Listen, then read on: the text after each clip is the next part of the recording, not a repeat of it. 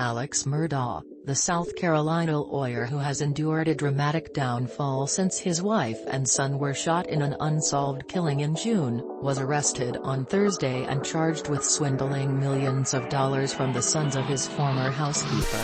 Mr. Murdaugh, 53, was taken into custody at a drug detox center in Orlando, Florida, and charged with 2 counts of obtaining property by false pretenses, a felony with a maximum penalty of 10 years in prison.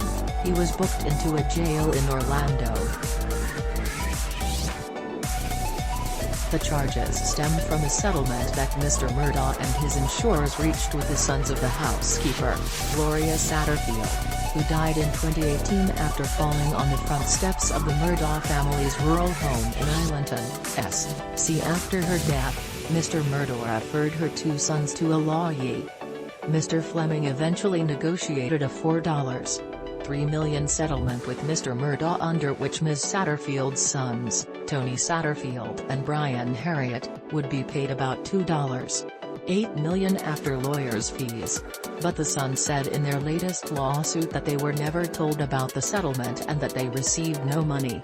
Instead, according to their suit, Mr. Murdaugh had directed Mr. Fleming to send the money to him, ostensibly to set up a fund for Ms. Satterfield's adult sons. More than $3 million, the lawsuit said, wound up in Mr. Murdaugh's personal bank account.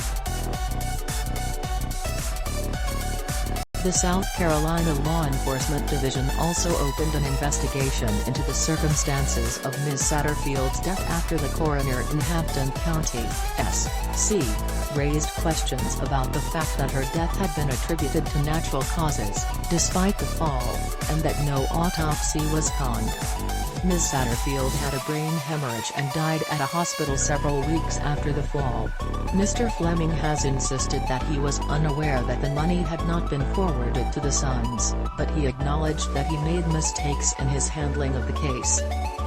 Ms. Satterfield's relatives are dealing with the betrayal of trust and the fact that their loved one's death was used as a vehicle to enrich others over the clients, the lawyers said. The latest arrest is the second round of criminal charges against Mr. Murdaugh, the scion of a legal dynasty in the South Carolina Lowcountry that extends back more than a century.